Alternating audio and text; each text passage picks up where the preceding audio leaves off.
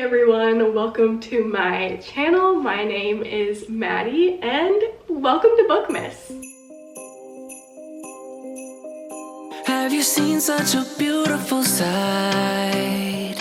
Everyone's feeling jolly tonight. If you're unfamiliar with Bookmas, it's basically a spin-off of Vlogmas. If you watched a lot of OG YouTubers, they would vlog every single day in December leading up until Christmas. Some of them still do it, but a lot of YouTubers and especially booktubers have kind of shortened it to either the first 12 days of the month they'll vlog or post videos, or they'll start halfway through the month and vlog until Christmas. And more specifically within the booktube community, Bookmas is all about reading vlogs, book hauls, bookish activities, maybe bookish gift guides, like showing your library, your book collection, all of that. So for today's day of Bookmas, I am going to be showing you every single book on my physical TBR.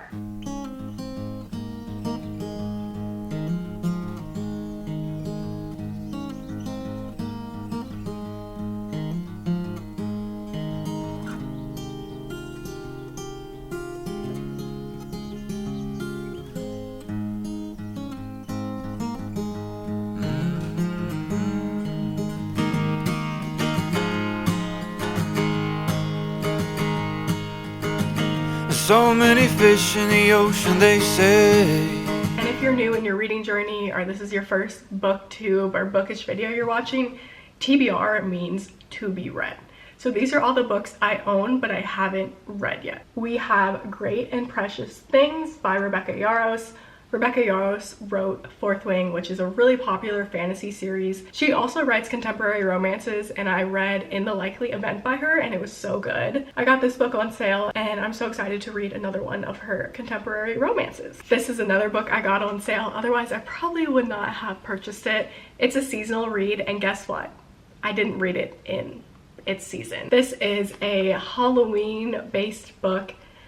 I didn't actually say what it was called. It's called Do Your Worst by Rosie Danan, and it seems like it's an enemies to lovers, close proximity, grumpy sunshine kind of book that takes place in Scotland. So I guess I could still read it this time of year, YOLO. Then we have Can't Hurt Me by David Goggins. Sam actually got this at his last job because it's like an inspirational, you know, corporate read you can hand out to everybody. And funny enough, I did get 116 pages into this. However, I don't know if I ever will read this. If I do, I'll listen to the audiobook. But it's all about, like, you know, get your ass up, get to work hard, stuff like that. And I am unfortunately just not in that hustle phase of life anymore.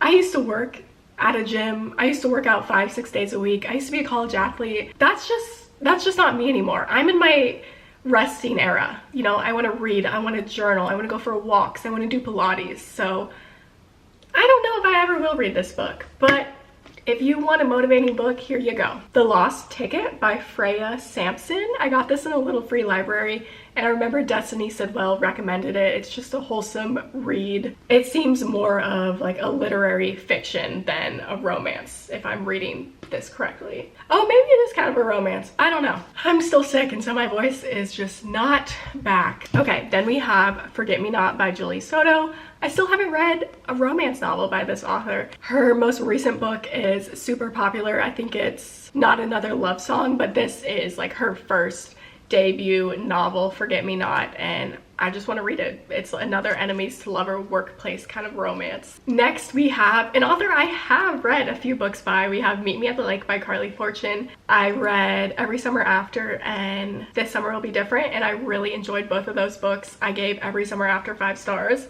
I've been putting this one off because this one doesn't have the best reviews, but I love Carly Fortune. I think she's such a good author. I want to decide for myself if I love this book or not. Then we have Beautiful World, Where Are You by Sally Rooney. I've read 2 books by Sally Rooney. Normal People I loved, and I just finished Intermezzo, which was a well-written book, but not my favorite. So I'm kind of excited to read another one of Sally Rooney's novels and kind of get more of a feel if this author is for me. Then we have a little novella I got when I made a purchase at a bookstore. It's The Pale Dreamer by Samantha Shannon. This is the author of The Priory of the Orange Tree.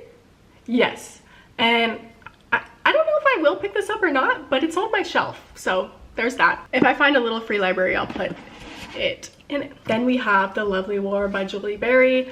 Not to be like, you know, I had this book before all of y'all, but my friend Riley told me about this book maybe 2 years ago, and then halfway through 2024 I started to see people talk about it and rave about it. It's not a genre I would typically read. It's more of a historical fiction or a historical romance fiction, if that's a genre. There's a name for it, but I can't think of it right now. But I know it's going to be beautiful, so I definitely need to read this. Next we have Girl Abroad by Elle Kennedy. Elle Kennedy is the author of The Deal, which I really like. The first book in that series. The other books, it's all kind of repetitive, but when I saw she released this book, I purchased it because guess what? I am currently a girl abroad. I live in Amsterdam currently. I'm from Georgia, and when we moved here I bought this book and displayed it on my bookshelf because I just thought it was funny. However, I've heard terrible things about this book. A lot of people have DNF'd it and it doesn't have the best ratings, but I'm gonna give it a try. Next we have like a self-help book. This is Big Magic by Elizabeth Gilbert, who is the author of Eat, Pray, Love. I purchased this book because Olivia Rodrigo recommended it. I will do anything Olivia Rodrigo says, so this has to be read soon. Then we have Checkmate by Ali Hazelwood. I have a Book of the Month subscription right now, so you're gonna see a lot of Book of the Months I haven't read, but I really do love my subscription, and I'm sad I have to cancel it now that I live abroad. This is Ali Hazelwood's first young adult romance, and again, another one with mixed reviews, but I am a fan of Ali Hazelwood, so this deserves a chance as well. Next we have One Star Romance, another Book of the Month pick. It is about, what is it about? Oh, here's what it says. A struggling writer is forced to walk down the aisle at her best friend's wedding with the man who gave her book a very public 1-star rating. It's a book about an author. I love that. Next we have Blue Sisters by Coco Mellers. This is a literary fiction, I'm assuming. Let me read you the description because I really don't know too much about it. 3 strange sisters return to their family home in New York after their beloved 4th sister's death in this unforgettable story of grief, hope, and the complexities of family. Oh, looky here, another Book of the Month I haven't read. The Days I Loved You Most by Amy Neff. This one sounds straight up sad. Straight up sad. But I like sad books, so here goes nothing. Oh my gosh, I've had this next book for so long, I'm canceled. This is called Just Eat It by Laura Thomas. I saw this on BookTok forever ago, and I saw maybe one quote or paragraph from this book and thought it was really insightful. So I bought it used. That's why it looks like it's been beat up. It's about intuitive eating, and that is something I would like to learn more about. So I bought it. Have I read it? No, that's why it's in this video. But it honestly, it looks like a pretty quick read. There's a lot of graphs and stuff in here, a lot of research, so stay tuned. Next, we have Never by Jessa Hastings. If you don't know Jessa Hastings, she is the author of a very popular romance, could you say romance, fiction series called Magnolia Parks, and this was the first book she published that was not in that series. It's a Peter Pan retelling, and again, this book has a lot of mixed reviews, but I love Jessa's writing, so even if I don't end up liking the story, I definitely need to read it just so I can be back in her beautiful world of heartbreaking quotes. Then we have another book I've had for way too long, The Defining Decade by Meg J. I bought this maybe 2 years ago, maybe 3. I am now 27. Your defining decade is about to be over. It's about to be defined. So let's read this. It is about why your 20s matter and how to make the most of them. That's what it says right there. So a nonfiction read if you're looking for one. I hear great things about it, I really do. And, oh my god, if my voice could come back, that would be great. Next I have Words from the Window Seat by none other than Taylor Tippett, fellow creator, fellow booktuber. I am so sorry, Taylor, I have not read this yet, but I'm obsessed with her and her videos. This is kind of like a self-help creative book that she published from her life experience. This is exactly what it says on the back. In Words from the Window Seat, Taylor shares stories of her travels, daily life, and interactions with people of all kinds, anchoring each chapter around a note she's left for a stranger to find. As she takes you from Chicago to Paris to Barcelona on planes, trains, and even a skateboard, you'll Learn how to embody love in the midst of someone else's ordinary day through small acts of kindness. Discover the small moments of magic that happen when you have the courage to find them. And find ways to embrace your authentic self, even though life can be hard. She is also a flight attendant. I think this all started when she wrote like a small note and stuck it on someone's seat, and that's what inspired the story. Next, we have In the Weeds by B.K. Borison. This is part of a series, the Lovelight Farm series. Wait. I think so. I don't know, because it also just says author of Lovelight Farms. I think she has like 3 or 4 different books and they all take place in different seasons. This is fall. There's a Christmas one, and I assume spring or summer. But people rave about these books. People love B.K. Borison. And I will definitely read this when I'm in the mood for a small town romance.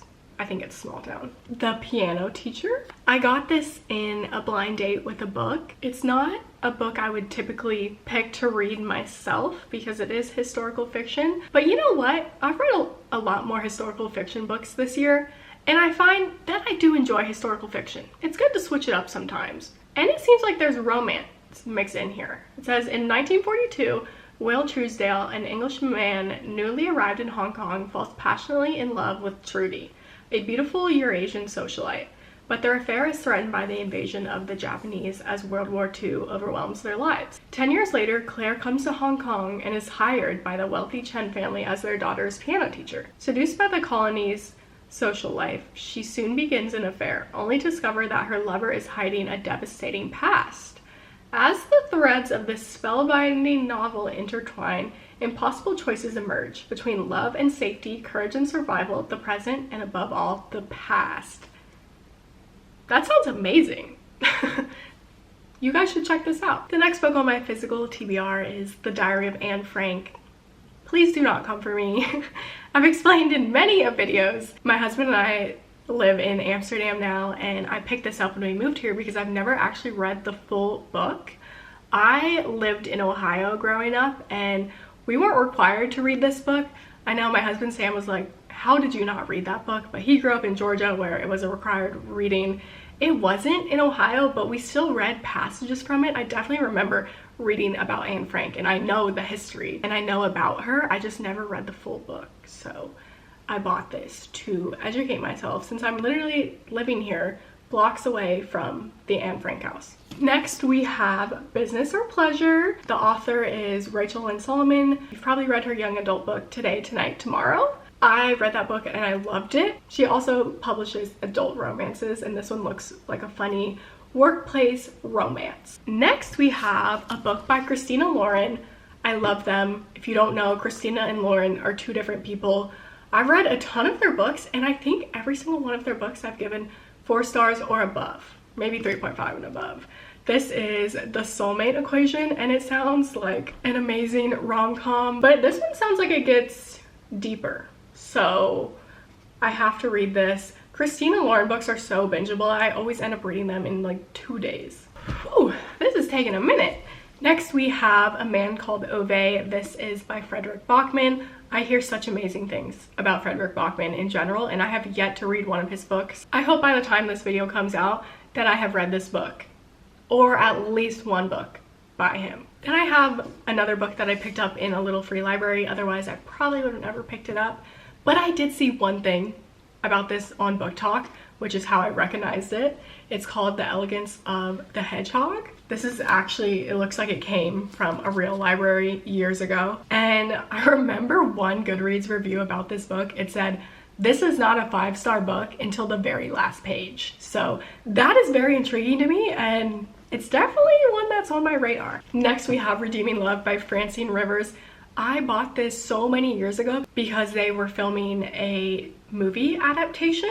The trailer looked really good. I picked this up hoping to read it before I watched the movie, and then I didn't read it and I still haven't watched the movie.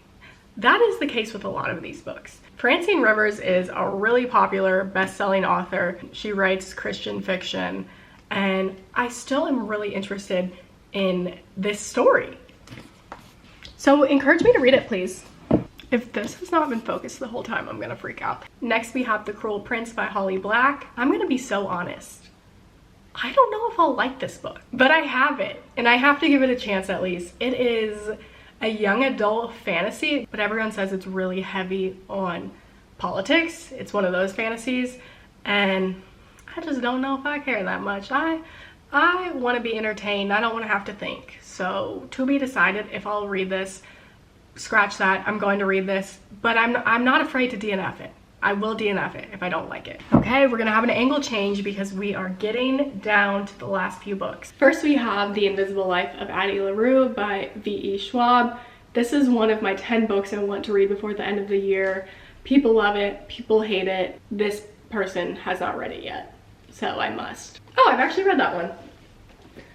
Yours Truly by Abby Jimenez, and I definitely recommend it. I definitely hope my side angle looked okay there. Ugh.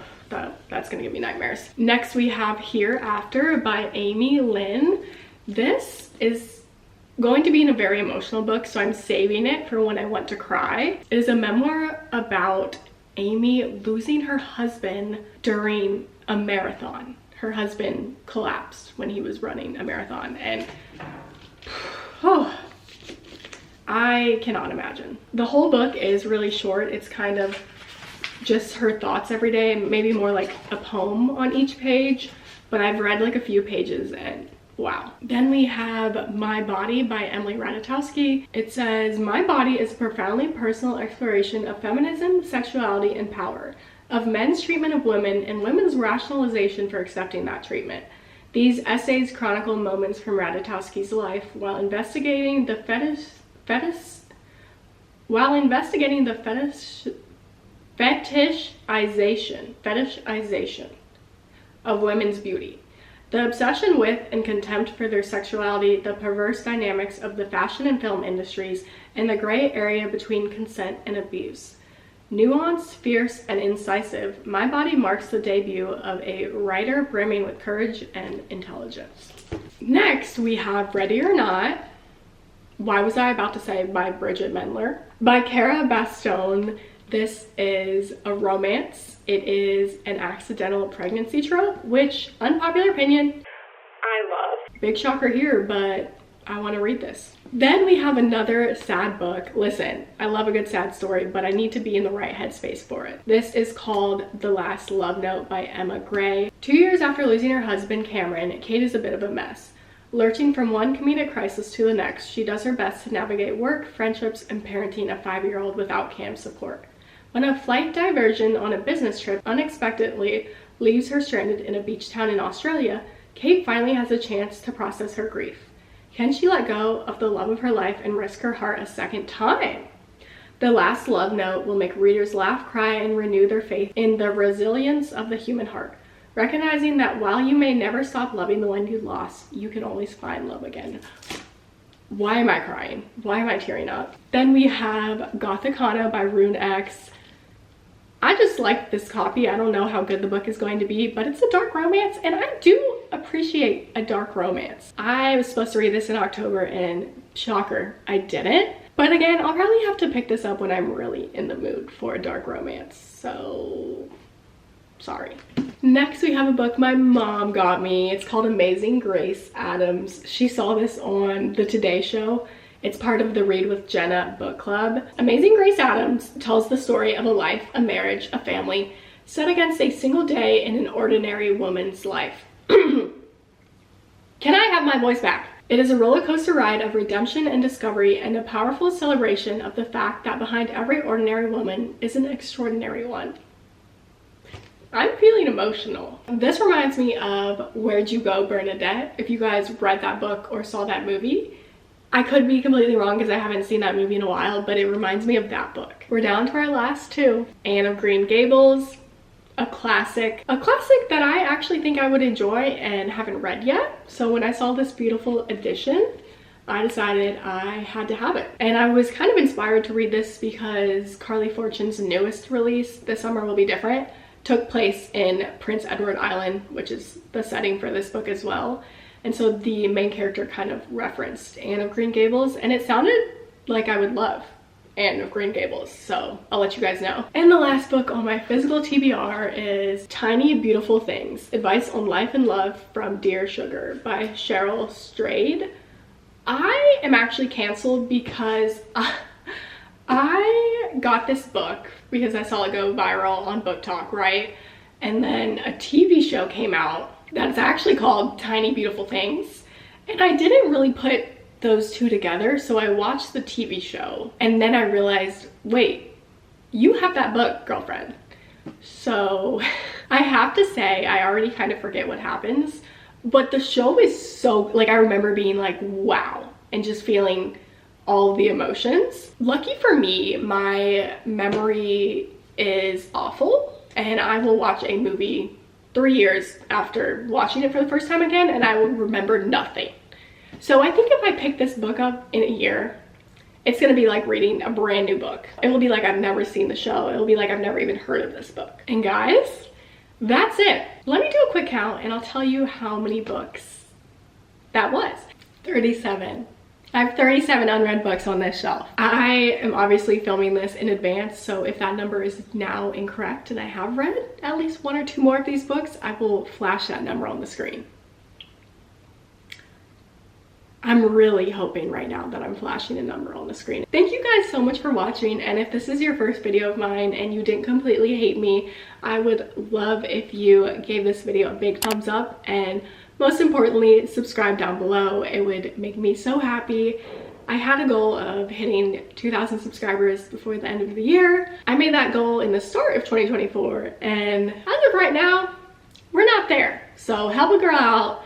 Let's get to 2,000 subscribers, or at least 1,000 before the end of the year. I hope you guys enjoyed this video, and I really hope you guys will stick around if you are a book lover and you love all things bookish, because that is also me, and I'm gonna keep yapping about books. So see you guys in my next video.